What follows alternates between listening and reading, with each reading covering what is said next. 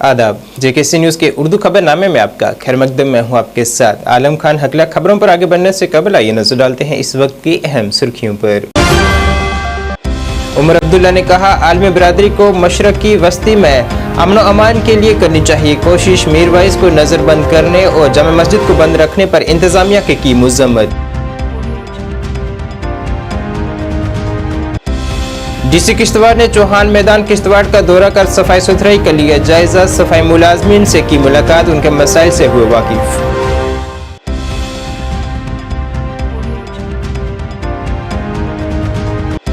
और इल्तिजा मुफ्ती ने कहा, कश्मीर और फलस्तीन यकसा मुजालिम का है शिकार।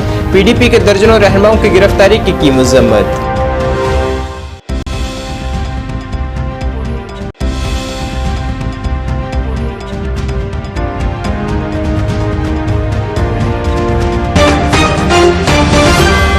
अब खबरें तफसील से।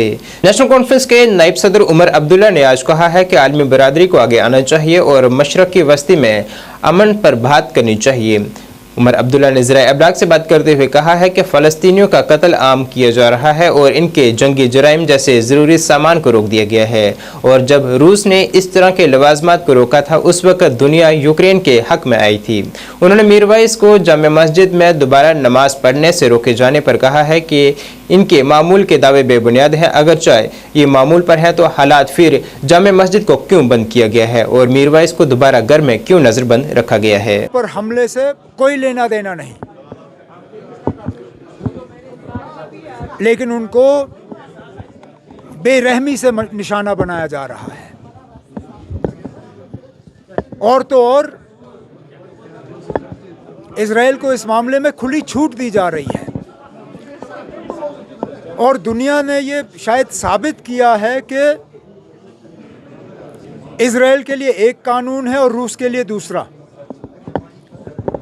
जब रूस ने यूक्रेन का गैस बंद किया, पानी बंद करने की कोशिश की, खुराक बंद करने की कोशिश की, तो यूरोपियन यूनियन के सदर ने कहा कि this is a war crime. ये रिकॉर्ड है, ये मैं कोई हवा में बात नहीं कर रहा हूं। ये यूक्रेनियन प्रेसिडेंट का उस वक्त का बयान है कि लोगों को अपने हकूक से महरूम रखना, बिलखसूस खाना पीना और तेल, ये एक वॉर क्राइम है। अगर जो रूस ने यूक्रेन के साथ उस वक्त किया वो वॉर क्राइम था, तो फिर क्या जो इजराइल गाजा के साथ कर रहा है, क्या वो वॉर क्राइम नहीं है? सीधी सी बात है। अगर वो गलत था तो ये कैसे गलत नहीं है? और अगर ये गलत था तो फिर जो रूस ने उस वक्त यूक्रेन के साथ किया वो गलत हो नहीं सकता। दोनों चीजें सही नहीं हो सकती। अब दुनिया को ये तय करना होगा कि क्या वो सही था या ये सही है। बस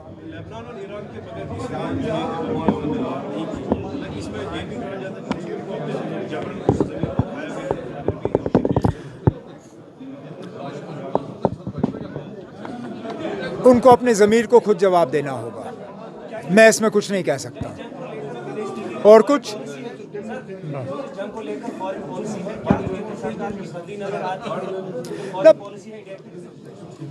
केंद्र सरकार ने इसमें कोई बात छुपाई तो है ही नहीं। पहले दिन से उन्होंने इजराइल का साथ दिया। उसके बाद फिर शायद वहाँ पे ये देख के कि बेगुनाह लोग मारे जा रहे हैं, उन्होंने गाज़ा में एड रिलीफ भेजने की बात की, लेकिन वो भी समुंदर में कतरा के बराबर है। जहां रोज़ दिन के 100 ट्रक जाया करते थे, आज 20 ट्रकों को भी जाने की इजाज़त नहीं दी जा रही है। अब खुदारा मुझे ये बताइए ना, लाखों की आबादी 10 या 20 ट्रक से क्या करेंगे? बमबारी रुकनी चाहिए। उसके बाद जो आगे की कार्रवाई होगी वो देखी जाएगी, लेकिन कम से कम बेगुनाह लोगों को इस बमबारी में जो निशाना बनाया जा रहा है वो रुकना चाहिए। Deputy commissioner Kishtwar doctor Devansh Yadav ने आज किश्तवाड़ के चौहान ग्राउंड का दौरा किया है। यहाँ उन्होंने सफाई मुलाजमीन से मुलाकात की है और उन्हें हर हाल में ग्राउंड को साफ रखने की हिदायत जारी की है। इस दौरान कुछ सफाई मुलाजमीन ने अपने मसाइल भी डीसी किश्तवाड़ के नोटिस में लाए हैं, जिन्हें उन्होंने सब्र तहम्मुल से सुना है और जल्द इन मसाइल के अजाले की यकीन दहानी करवाई है। डीसी किश्तवाड़ ने खासतौर पर इन सफाई कारकुनान से कहा है कि वो किसी भी हालत में प्लास्टिक पर लापरवाही न बरतें और इसे उखाड़ इकट्ठा करें। उन्होंने दुकानदारों को खबरदार किया है कि अगर वो खुले में कचरा फेंकेंगे तो उनके खिलाफ कार्रवाई की जाएगी। तो चार चिनार के गेट की तरफ कूड़ा क्यों फेंका रहता है? कोई जला के रख देता है वहाँ पे दुकानदार, आप लोग बोल के बंद क्यों नहीं करवाते, या तहसीलदार को या डीओ को क्यों नहीं बताते? दुकानदार रात को खोलते हैं। ये कोई बात है? बहानेबाजी है।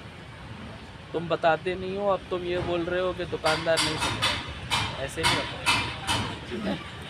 आपने चार चिनार को साफ रखना है, इसका मतलब वहाँ पे कोई कूड़ा बाहर का रेडी वाला नहीं फेंकेगा, और रेडी वाला फेंकेगा तो आप तुरंत उधर सामने पुलिस का पोस्ट लगा हुआ है। पूरे देश के अंदर आज दशहरा का त्यौहार मनाया जा रहा है और उसके साथ साथ किश्तवाड़ के अंदर भी इस त्यौहार को बड़ी जोशो खरोश के साथ मनाने जा रही हैं। तो किस तरह की इंतजाम इस बार किए गए हैं किश्तवाड़ के अंदर?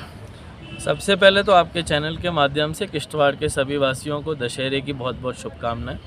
विजयादशमी के इस पावन अवसर पे जैसा कि आप हमारे पीछे देख रहे हैं, रावण के जो पुतले हैं वो रखे जा रहे हैं, सेटअप किए जा रहे हैं। उसके साथ साथ म्यूनसिपैलिटी की टीम यहाँ पे साफ़ सफाई का ध्यान रख रही है। हमारी कोशिश रहेगी कि यहाँ पे बंदोबस्त रखा जाए जिससे कि क्राउड मैनेजमेंट अच्छे से हो, और शाम को 4:30 से 5 के बीच में यहाँ पे प्रोग्राम शुरू होगा, जिसके सारे इंतज़ाम यहाँ पे किए गए हैं। सर, किश्तवाड़ शहर के अंदर कहीं ना कहीं गंदगी के ढेर भी देखने को मिल रहे हैं, चाहे हम चार चिनार की बात करें, सुभाष पार्क के साथ साथ बाकी शहर के अंदर भी, तो इसको लेके क्या बताना चाहेंगे?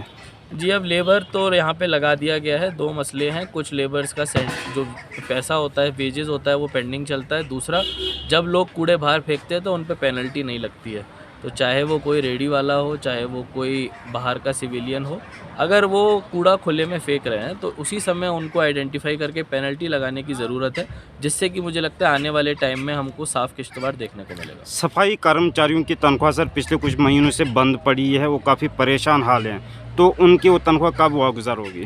जी हाँ, अभी हम लोगों ने कुछ सफाई कर्मचारियों के साथ बात की है। उसमें ख़ास तौर से जिन लोगों को क्रूशल एरियाज़ में ड्यूटी दी गई है उनको 3-4 महीने से तनख्वाह नहीं मिली है, ऐसा उन्होंने बताया है।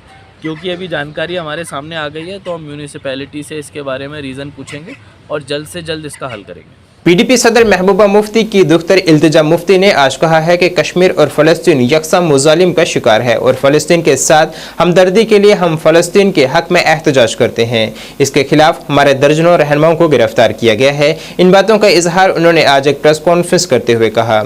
उन्होंने कहा है कि हम हालांकि एक पुरअमन एहतजाज कर रहे थे, मगर इसके बावजूद हमारे दर्जनों रहनुमाओं को गिरफ्तार किया गया है, जो कि काबिल मुज़म्मत है। इल्तिजा मुफ्ती ने नमाज़गारों को बताया है कि सिर्फ हमें पुरअमन एहतजाज करने के लिए रोका जा रहा है और सिर्फ पीडीपी को तोड़ा गया है और बहुत से लीडरों ने पीडीपी छोड़कर प्रॉक्सी पार्टियों में शमूलियत इख्तियार की है। जो फलस्तीन में चल रहा है, जो वहां के इतने सारे लोगों को कलेक्टिवली पनिश किया जा रहा है at the hands of Israel, जब भी पीडीपी ने पीसफुली प्रोटेस्ट तक करना चाहा तो उनको ये करने नहीं दिया जाता है। कल शाम से हमारे जनरल सेक्रेटरीज जो हैं, गुलाम नबी लोन हांजूरा साहब हो या महबूब बेग साहब हो, हमारे जोनल प्रेसिडेंट्स, डिस्ट्रिक्ट प्रेसिडेंट्स, यहाँ तक कि पीडीपी के जो डीडीसी मेंबर्स भी हैं, उन सबको हाउस अरेस्ट में रख दिया है। किन्हीं को हाउस अरेस्ट में रखा है, बहुत सारे लोगों को पुलिस स्टेशंस में इलीगली डिटेन कर दिया गया है। तो 2019 से एक बहुत वारिंग पैटर्न इमर्ज हो रहा है, जहां हम देखते हैं पहले तो पीडीपी को तोड़ा गया।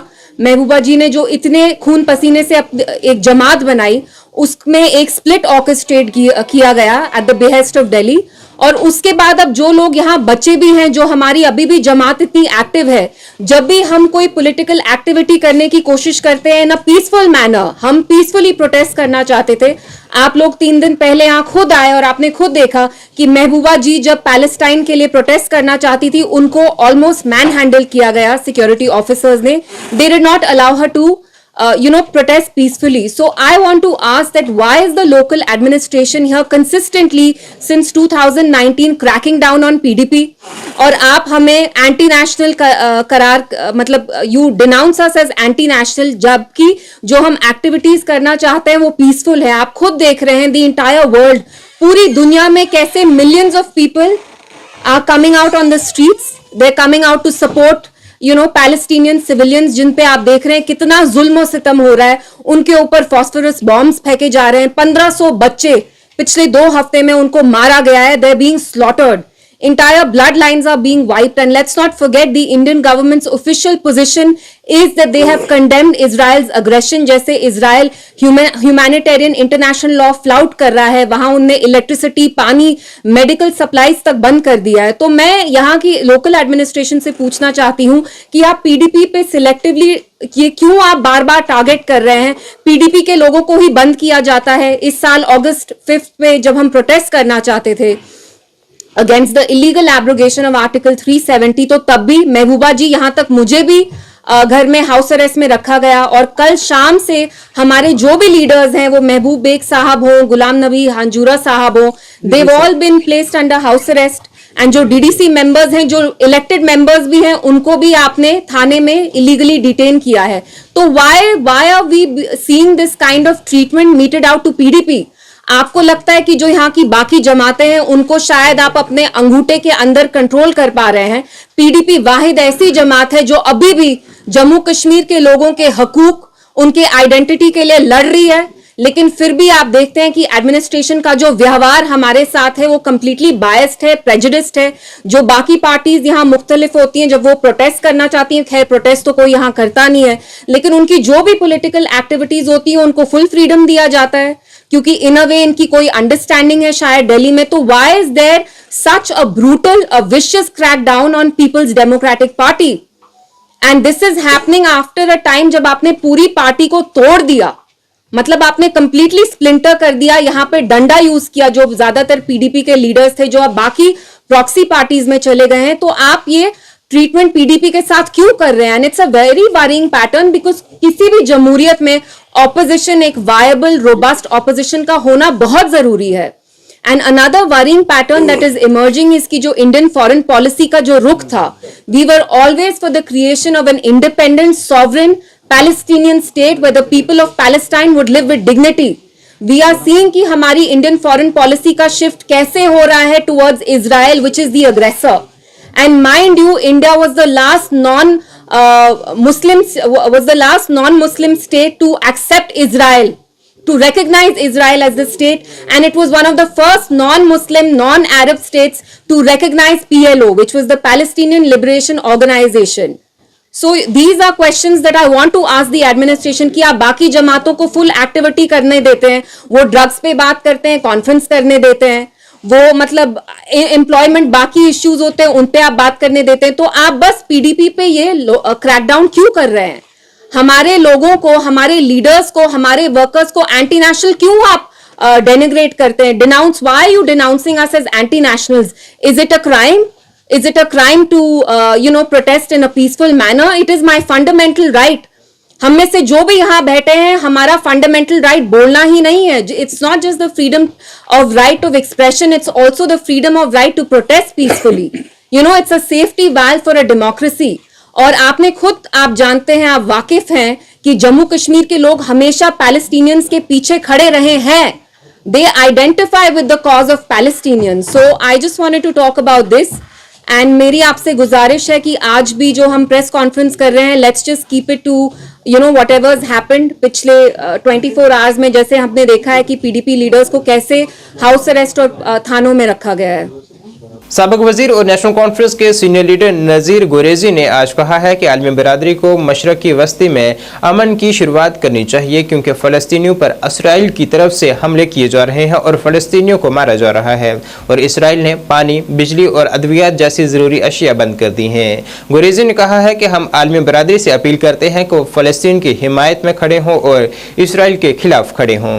दुख की बात है कि निहत्ते लोगों पे इसराइल जो है बम्बारमेंट कर रहा है, हमारी गुजारिश होगी कि इस बम्बारमेंट को फौरी तौर बंद किया जाए और निहत्थे लोगों का खून बहाना बंद किया जाए। साथ साथ जो मुल्क की पॉलिसी है वो 47 से लेकर अभी तक यही थी कि हम हमेशा फ़लस्तीन की स्टेट के हक़ में हमारा मुल्क रहा है और 2 स्टेट के उस पर काम कर रहे थे। और इस बार भी पहले तो इसराइल का सपोर्ट किया गया सेंट्रल गवर्नमेंट की तरफ से, लेकिन बाद में उस बयान को बदला के कहा गया कि हम फ़लस्तीन के लोगों के हक़ में हैं। हालांकि हमेशा हिंदुस्तान जो है फ़लस्तीन के लोगों के हक़ में रहा है और 2 नेशंस थ्योरी पे हमेशा वो उन्होंने साथ दे दिया है। मैं अपनी तरफ से भरपूर मजम्मत करता हूँ जो इसराइल की बम्बारमेंट हो रहा है, निहत्थे लोगों को मारा जा रहा है, 20 लाख लोगों को खाना पीना और राशन तक बंद किया गया है, उनकी बिजली काटी गई है, वहाँ के अस्पतालों में इस वक्त हाहाकार मचा हुआ है और अस्पतालों पे बम्बारमेंट किया जाता है जो कि एक वार क्राइम माना जाता है। और एक तरफ से इसराइल अस्पतालों पे बम्बारमेंट कर रहा है और दूसरी तरफ से ये कह रहा है कि ये हमास कर रहा है। तो मैं अपनी तरफ से पुरजोर मजम्मत करता हूँ जो इसराइल का बम्बारमेंट हो रहा है निहत्थे लोगों पे फ़लस्तीन के, और पुरजोर इल्तमास है कि वर्ल्ड कम्युनिटी को कि इस जंग को पूरी तौर रोका जाए। श्रीनगर में आज बॉडी बिल्डिंग चैंपियनशिप की एक तकरीब मुनक़द हुई है जिसमें बीजेपी लीडर उज़ैर बेग मेहमान खसूसी रहे। इस चैंपियनशिप में सैकड़ों नौजवानों ने हिस्सा लिया है। इस मौके पर उज़ैर बेग ने कहा है कि यह अच्छी बात है कि अगर नौजवान खेलों की सरगर्मी में हिस्सा ले रहे हैं और इस तरह की खेल सरगर्मियां नौजवानों को मंशियात और दीगर समाजी बुराइयों से दूर रखने में मददगार साबित होती हैं। और अच्छा चीज़ है कि सारे यूथ आज बॉडी बिल्डिंग करें, वेट लिफ्टिंग करें, लास्ट क्रिकेट्स खेल रहे हैं, तो यूथ अब सब बॉडी बिल्डिंग्स के पीछे लगे। क्रिकेट तो इससे ड्रग हमें सेव हो जाएगा, तो ड्रग के पीछे अब कोई नहीं जाता, क्योंकि इसी को बदलाव कहते हैं, इसी को चेंज कहते हैं। अब हर एक यूथ चाहता है कि यहाँ पे हर एक फेडरेशन यहाँ पे आ जाए, क्रिकेट्स आ जाए, इंटरनेशनल के गेम्स आए, तो यूथ भी अब चाहता है यहाँ पे अमन हो। देखो स्पोर्ट्स ड्रग तो है थोड़ा सा, मगर अभी हमारे एसएसपी साहब थे राकेश जी, अभी जो अब ट्रांसफ़र हो गए, उन्होंने काफ़ी इस पे काम किया। हमारे आशीष जी हमारे नए एसएसपी आए, वो भी इस पे अच्छा काम करेंगे, तो ड्रग आहिस्ता आहिस्ता सारा ख़त्म हो जाएगा। आपको पता है ये ड्रग सारा कहाँ से आता था और कैसे आता था, अब इंशाल्लाह सब ठीक हो जाएगा। यूथ भी अब सब यूथ अब क्रिकेट्स खेल रहे हैं, स्पोर्ट्स खेल रहे हैं, स्विमिंग कर रहे हैं, तो ड्रग आहिस्ता आहिस्ता ख़त्म हो जाएगा। आपको भी अवार्ड सुनने वाला था? देखो मैं यहाँ पे आया था मैं यहाँ पे जैसे चीफ गेस्ट आया था, तो अवार्ड्स मैंने इनको दिए। मेरे को बहुत अच्छा लगा, क्योंकि मैंने जब यहाँ पे लड़के देखे, यूथ थे यहाँ पे, मैंने देखे यहाँ पे बॉडी बिल्डिंग का, तो मैं बहुत अच्छा लगा मेरे को। जिला पुंछ के मेंढर गांव हरनी में मोटरसाइकिल हादसे में एक शख्स की मौत जबकि एक शख्स जख्मी हो गया है। हादसे के फौरन बाद हादसे के शिकार हुए दोनों अफराद को सब जिला अस्पताल मेंढर मुंतकिल किया गया। यहां 26 साल एक नौजवान ने दौरान इलाज दम तोड़ दिया जबकि दूसरे का इलाज जारी है। पुलिस ने भी इस सिलसिले में एक मामला दर्ज कर तहकीकात शुरू कर दी है।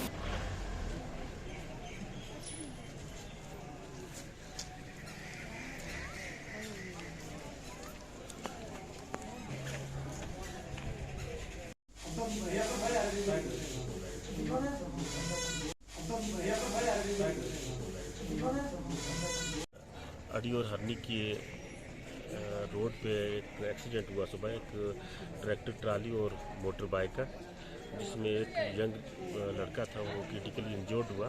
उसको सीवियर चेस्ट ट्रामा हुआ और एब्डामन ट्रामा हुआ और क्रिटिकल कंडीशन में इधर लाया। हमने कोशिश की उसको फर्स्ट एड दे के रिवाइव करने की, बट वो कम हो गया और उसकी डेथ हो गई। उनमें से 2 बंदे लाए हैं, एक दूसरा लड़का था छोटा, वो ठीक है, और इसको काफ़ी प्रॉब्लम मल्टीपल इंजरीज थी, तो विसरल इंजरी थी, जो अंदर आर्गन थे उनको काफ़ी ट्रॉमा हो चुका। इसका नाम अभी हम नहीं रिवील करेंगे, बाद में बताएंगे। Block development council chairman Buffliaz Shafiq Mir ने पीर के रोज गांव साविनी का दौरा किया है और कई किलोमीटर पैदल सफर तय करके इलाके की कबायली आबादी तक रसाई हासिल की है और लोगों को दरपेश मसाइल की जानकारी हासिल की है। अपने ब्लॉक हेडक्वार्टर वापस पहुंचने के बाद उन्होंने कहा है कि इस गाँव की कबायली आबादी सड़क के राब्ते से महरूम है। उन्होंने इलाके के लोगों को यकीन दिलाया है कि जल्द सड़क की सहूलत फराहम की जाएगी। इसके अलावा शफीक मीर ने फूड एंड सप्लाई, जल शक्ति और बिजली की फराहमी के ऑफिसरान से भी बात की है ताकि लोगों को बुनियादी ज़रूरियात फराहम की जा सकें। महकमा PWD जिसमें हमारे एक्शन साहब, AW साहब और ख़ास करके हमारे JE मुख्तार बानिया साहब, इनकी आज़ाद कोशिश की वजह से जो है आज हमारे इस महल्ले के लोगों को ये खुशी का दिन जो है वो देखना नसीब हुआ है। मैं महकमा की तरफ से जनाब बानिया साहब जो हमारे यहाँ के जई हैं, मतलका जई हैं, मैं अपनी तरफ से और अपनी आवाम की तरफ से, आवाम में स्नेही की तरफ से, आवाम में मला डंड सईदा की तरफ से, आवाम में मिडल स्नेही पंचायत की तरफ से बानिया साहब का शुक्रिया अदा करता हूँ, खास करके कि जिन्होंने जो है वो बड़ी मेहनत से काम किए हैं और काम वो कर भी रहे हैं। इसी तरीके से यहाँ पे हमारे जो लोकल ठेकेदार हैं, कंट्रैक्टर हैं, मैं इनका भी ये शुक्रिया अदा करता हूँ कि इन्होंने बड़ी दिल से, मैंने देखा है, मैं सुबह से यहाँ पे मौजूद था, 4 दिन से ये हमारे बीच में काम कर रहे हैं और एक अच्छा काम किया है। नाज़रीन, इस वक्त के उर्दू बुलेटिन में बस इतना ही। मुझे मेरी टीम के साथ दीजिए इजाजत। अल्लाह हाफिज।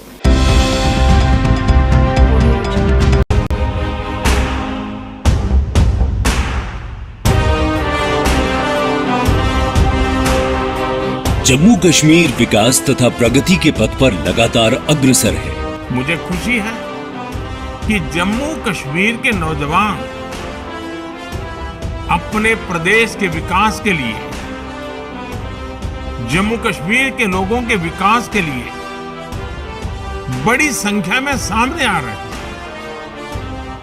ये हमारे युवा ही हैं जो जम्मू कश्मीर में विकास की नई गाथा लिखेंगे। आइए अमृत काल में मनाए जाने वाले 77वें स्वतंत्रता दिवस के अवसर पर हम अपने अपने घरों पर तिरंगा फहराएं। Department of information and public relations Jammu and Kashmir की ओर से आप सबको 77वें स्वतंत्रता दिवस की हार्दिक शुभकामनाएं।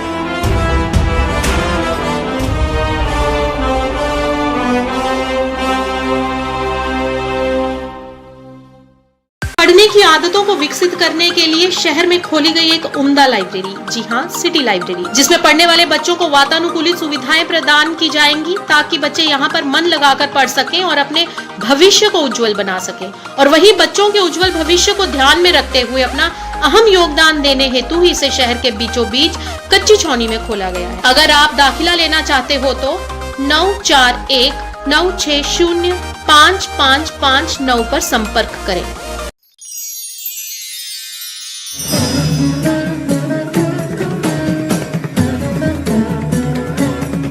जहां भक्ति और भावना का संगम होता है, श्री अमरनाथ जी यात्रा। शिव शिव शिव शिव शिव शिव शिव शिव अनंत शिव। वो सब कुछ हैं, वो महादेव हैं। जहां सब शिवमय है, उस पावन धरती पर आपका स्वागत है।